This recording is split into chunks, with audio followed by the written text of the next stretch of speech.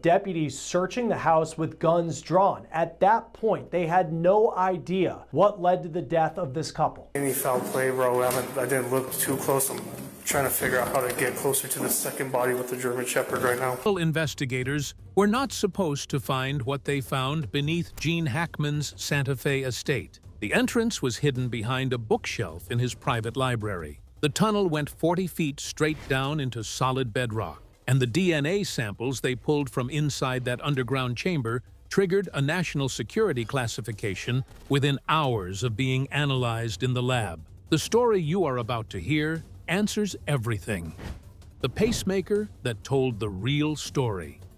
The single most important piece of evidence in this entire case was not found in a closet, a safe, or a hidden drawer. It was found inside Gene Hackman's chest. When investigators first arrived at the home on the afternoon of February 26th, they had no real timeline to work with. They had two bodies in different rooms, a dead dog inside a crate, and a front door that was hanging open for anyone to walk through. Sheriff Aiden Mendoza stood in front of cameras that first night and said only that the deaths were suspicious enough to require a full search of the property. He did not have answers for the press. He had questions that were piling up by the hour, and he was not about to guess in public. Then, the medical team did something most people watching this case never even considered as an option. They pulled the data off the biventricular pacemaker that had been installed in Gene Hackman's chest back in April of 2019.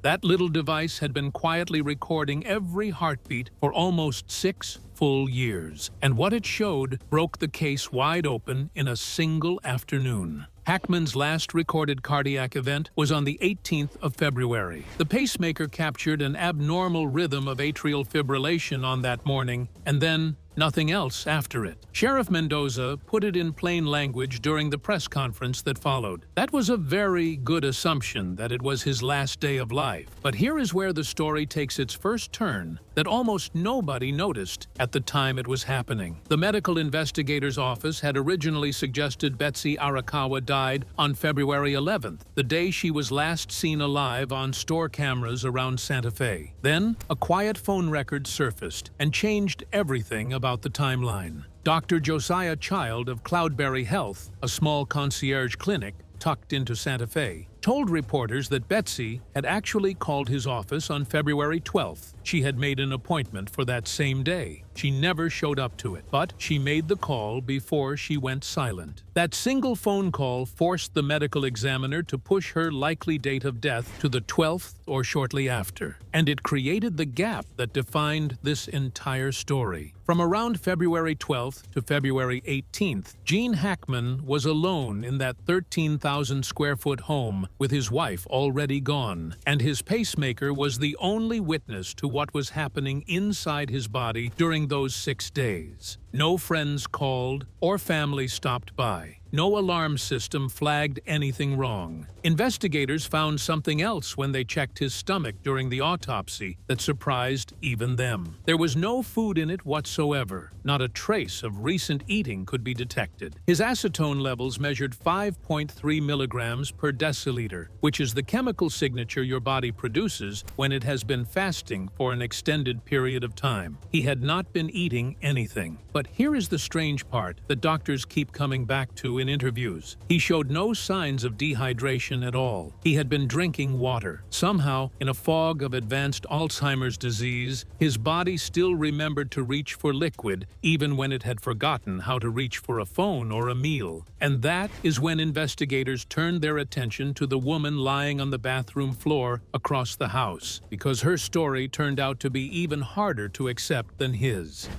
A browser history that reads like a whisper.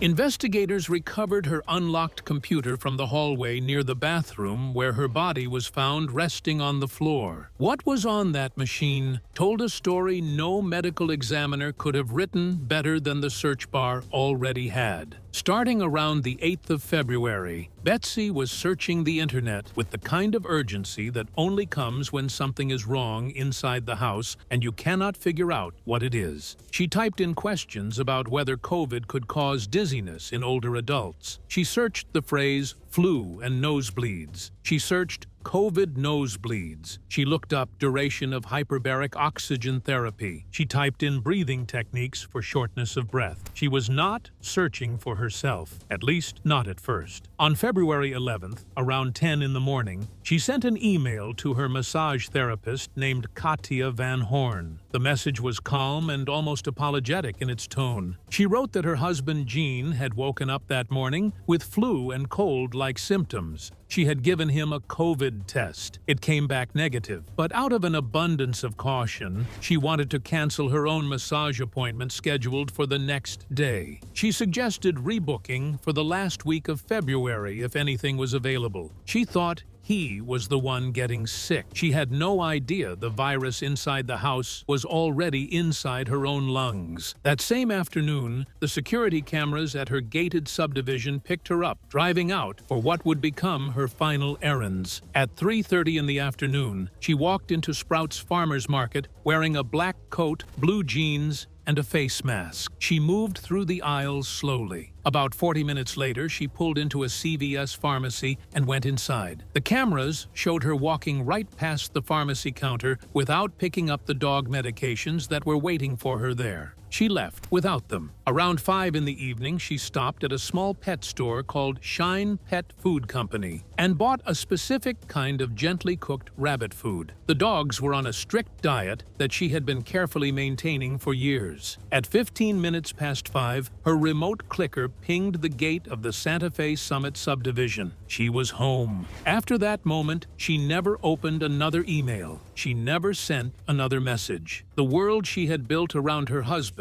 simply stopped responding to anyone on the outside. The next morning, on February 12th, her phone made 3 calls to Cloudberry Health. She missed an incoming return call. Her last known internet search, made on the morning of February 12th, was the name of that same clinic. She was searching for the address. She was trying to get help, but apparently for Gene, not for herself. Dr. Child was clear in his interview that Betsy had originally called him weeks earlier asking about scheduling an echocardiogram for her husband's heart. Even on her last morning, she was still thinking about Gene's heart. She was not thinking about her own lungs filling with fluid. Her autopsy showed the truth in clinical terms. She had hantavirus pulmonary syndrome caused by the sin nombre virus carried by deer mice that are common across northern New Mexico. Dr. Heather Jarrell, the state's chief medical investigator, said it directly during her press conference. Betsy had no trauma,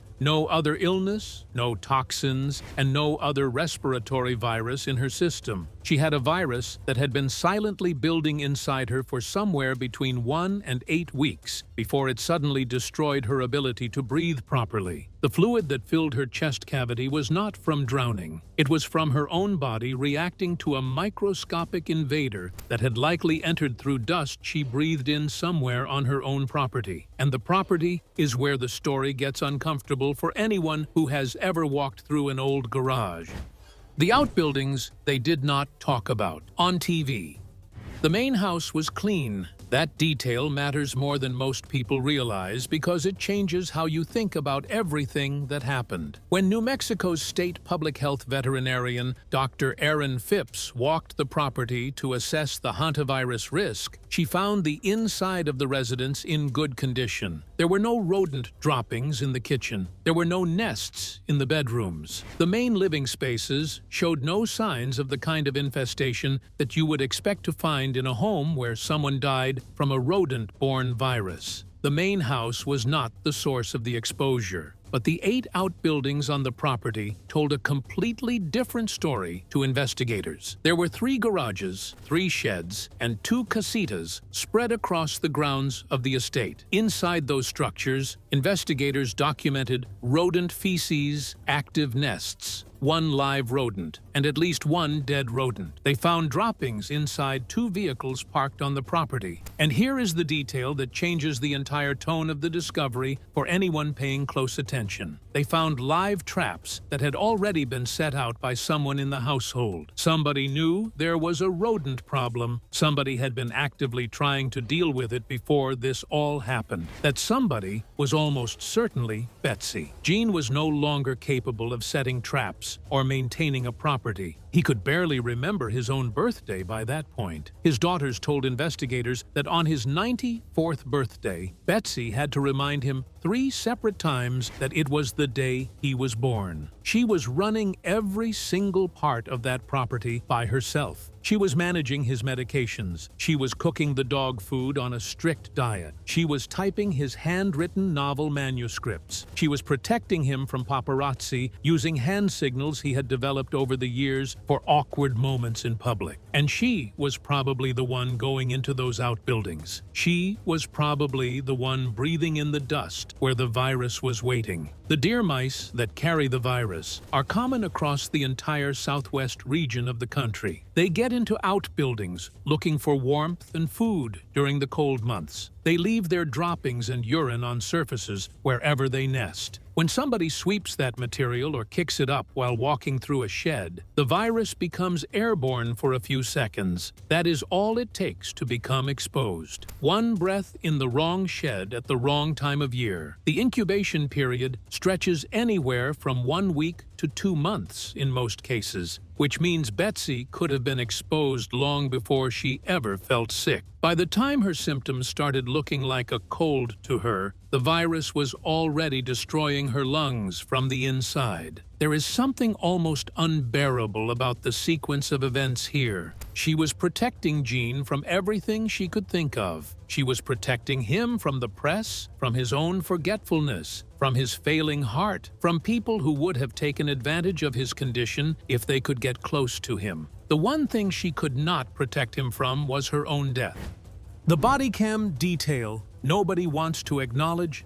When Judge Matthew Wilson finally cleared the release of the body camera footage at the end of March, the public got something rare in a celebrity death case. They got to see what those first deputies actually saw when they walked into the home. Most of the footage is what you would expect from a death scene. Officers moving carefully through hallways. Voices kept low so as not to disturb anything. Notes being taken on small pads. But there is a single moment captured in the audio that has stayed with me more than anything else in this entire case file. A deputy is standing in the mudroom near the kitchen, looking down at where Gene Hackman's body was found resting. The actor was lying on his back. A walking cane was beside him on the floor. His sunglasses were resting to his left within easy reach. He was wearing gray sweatpants, a blue long-sleeve shirt, and a pair of brown slippers. The deputy looks at the position of the body, looks at the door, and says something that sounds almost like a thought he did not mean to say out loud where the camera could catch it. It looks like he was trying to puipo outside. That single observation has haunted everyone who has reviewed this case carefully since the footage came out. Because, if it is true, it changes everything we think we know about the final hours of his life. A man with advanced Alzheimer's disease, who could not operate a cell phone, who could not remember his own birthday without help, who had not eaten in days, was found near a door with his cane beside him and his sunglasses ready to go with him. He was wearing slippers, not actual shoes. He had not dressed properly to go anywhere outside the house, but something deep inside his mind had told him to move toward the exit. Was he confused about where he was? Was he trying to find Betsy somewhere outside? Was he reaching for some last fragment of routine that told him to step outside the way he used to when he could still ride his bike around the neighborhood? Nobody will ever know the answer to that question. The medical examiner's report cannot answer it. Dr. Jarrell said something during her press conference that has become the most quoted line of this entire investigation in the months since. She said it was quite possible that Gene Hackman was not even aware that his wife was deceased. He was in such an advanced state of Alzheimer's disease that he might have walked past her body multiple times without registering what he was seeing right in front of him. The deputies also found evidence of the life Betsy had been holding together right up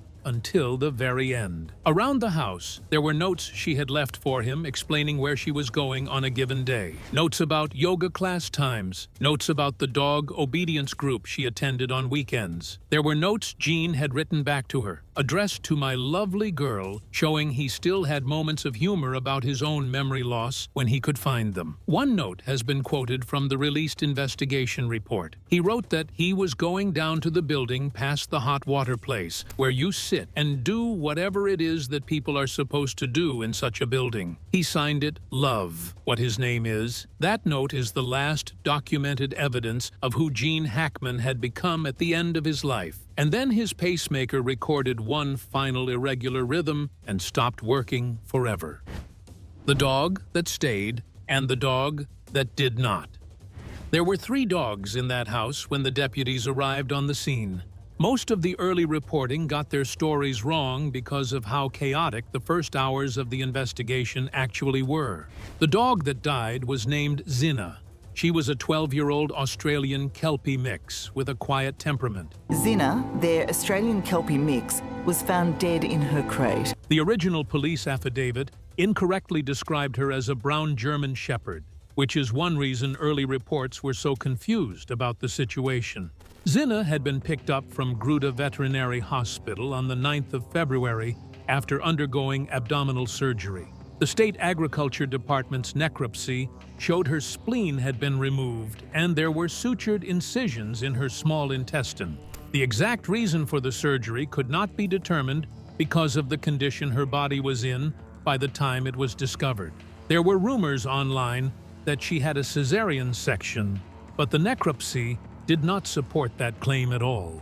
Zina was found dead inside a closed crate in a closet about 10 to 15 feet from where Betsy collapsed on the bathroom floor. The reason she was created in the first place was simple and heartbreaking once you understand it. She was recovering from her surgery. Crating a dog after abdominal surgery is standard veterinary practice to keep them from running around and tearing their stitches loose before they can heal.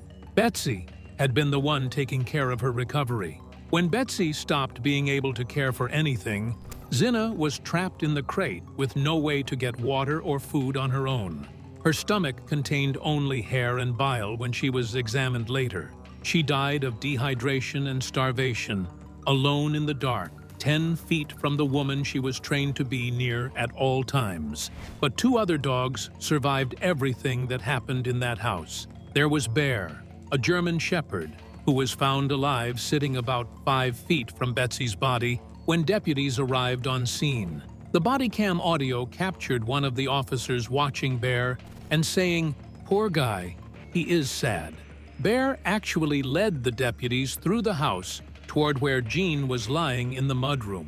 The dog seemed to know where every body in the house was located. Then there was Nikita, a 7-year-old Akita Shepherd mix, who was running loose outside the home. She was scared and would not come close to anyone. They eventually had to set up a cage trap overnight to catch her safely. A local dog trainer named Joey Padilla from a company called Santa Fe Tails was the one who finally brought her in. The 2 surviving dogs were rehomed in April with the estate's permission. Bear stayed in New Mexico with a new family. Nikita was placed with a family in another state. The trainer who handled the placements said both dogs had taken weeks to recover emotionally from what they had been through inside that house. Hackman's daughter, Elizabeth, made one specific request when officers called her to deliver the news. She asked if the dog had been wearing a collar at the time of discovery, and if so, could they save it for her as a keepsake. She also asked that Zina be cremated and buried with Betsy. Finding out that she had died was a shock. I couldn't believe that had possibly happened. Whether that request was honored has not been confirmed publicly anywhere, but it remains one of the most quietly devastating moments captured in the body cam footage that was released to the public. Then comes the part of the story that goes far beyond Gene Hackman as a public figure. This is the part that should make every person watching pay closer attention to the people they love at home. The caregiver crisis that nobody was ready to talk about. After the autopsy results came out, public health researchers across the country started writing about what this case really exposed in our system. 2 scholars from the University of Pennsylvania published an analysis pointing out that there are roughly 6.9 million Americans aged 65 and older who currently have Alzheimer's disease. Almost every single one of them depends on a primary caregiver of some kind. In most cases, that caregiver is a spouse who lives with them. In many cases, that spouse is also elderly and dealing with their own health issues. And in almost no case does the medical system actively monitor the health of the caregiver themselves on any kind of regular schedule. Betsy Arakawa was the entire support system for Gene Hackman in his final years. She handled his medications every day. She drove him to all of his appointments. She kept him engaged with puzzles and online yoga classes. She protected him from situations that would have embarrassed him in his condition publicly. She was 65 years old, by all accounts physically fit, and she was managing the care of a 95-year-old man with advanced Alzheimer's, severe heart disease, a pacemaker, multiple stents, a previous bypass graft, and a previous aortic valve replacement procedure. When she got sick, there was no backup plan in place. No nurse came to check on the house. No system flagged that she had stopped opening her email. No service noticed that her car had not left the gated subdivision in days. The first person to notice anything was wrong was a maintenance worker named Roland Lowe Begay, who had not seen her in about 2 weeks and decided to drive up and check on the property himself. Emma Hemming Willis, who is the wife of actor Bruce Willis and his primary caregiver during his battle with frontotemporal dementia, posted publicly after the news broke. She wrote that caregivers need care too. In plain words, the phrase has since been picked up by advocacy groups across the country. There are now active conversations happening in state legislatures about whether long-term caregivers should be entitled to mandatory wellness checks, especially when the person they are caring for cannot reliably call for help on their own. Gene Hackman could not call for help. He could not remember how to dial. The technology in his house was probably above his comprehension level by the end of his life. His daughters told investigators he only used landlines for phone calls. He never adapted to cell phones at any point. He could not send an email. So when Betsy collapsed in that bathroom, the most accomplished man in that house, The Hackman deaths, discovered on the 26th of February, a two-time Oscar winner who had once memorized hundreds of pages of dialogue for his roles, was completely incapable of pressing 3 numbers on a phone to save his own life. This is the angle that elevates this story beyond celebrity tragedy into something more useful. It is a snapshot of what happens when one person becomes the only line of defense for another person, and that line breaks without any warning to anyone else. There are families across America right now in exactly the same situation as the Hackmans were. A husband caring for a wife caring for a husband. the world has been shocked by the lonely end suffered by this Hollywood great and his beautiful and accomplished wife, Betsy. Adult children caring for both parents at the same time, and the systems built to support them are mostly held together by the willpower of the caregiver, until something invisible like a virus enters the picture and removes that willpower from the equation completely. What the documentary Record will remember. The home was sold within 8 days of being listed on the open market. Sotheby's put it on for $6.25 million in January of 2026. It went under contract almost immediately after listing.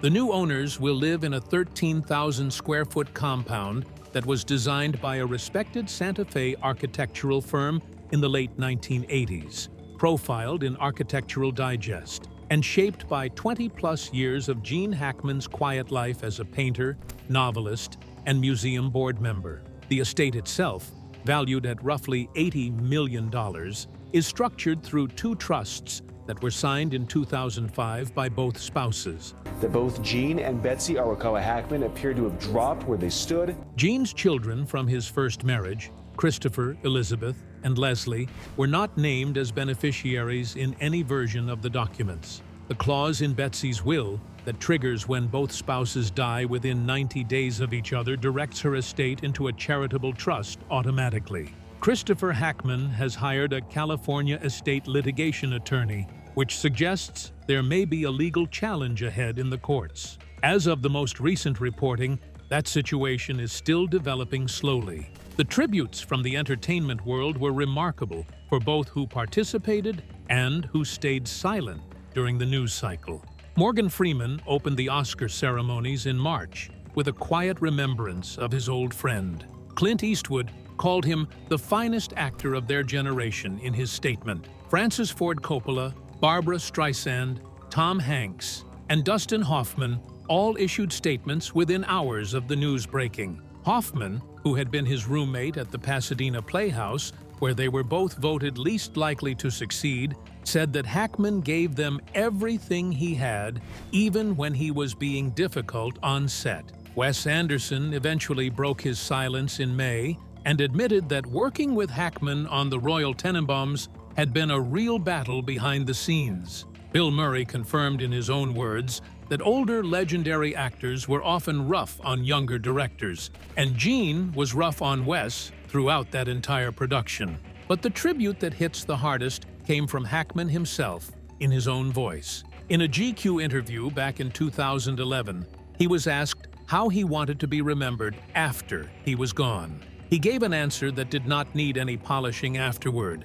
He said, as a decent actor, as someone who tried to portray what was given to them in an honest fashion every time. When pressed to sum up his entire life in a single phrase, he chose two simple words. He tried. That phrase tells you everything you need to know about how he actually ended up. He tried to walk to the door. He tried to find his wife somewhere in the house. New body cam footage has revealed heartbreaking insight into Gene Hackman and wife Betsy Arakawa's shocking death. He tried to remember where he was and what he was supposed to be doing at his age. His pacemaker tried to keep his heart in rhythm for as long as it could. Betsy tried to keep him alive against impossible odds. She tried to ignore her own symptoms because she was worried about his condition. The whole final chapter of their life together was a long chain of people and machines and animals trying their hardest, and the system around them not being built to catch any of them when they finally fell. The investigation is officially closed now. The autopsy reports are public record. The body cam footage has been released for the world to see. The home has been sold to new owners. There is no real mystery left to solve in this case. There is only the question of what this whole case is supposed to teach us about how we live and how we die, and how the people who carry us are themselves carrying things we never see from the outside looking in.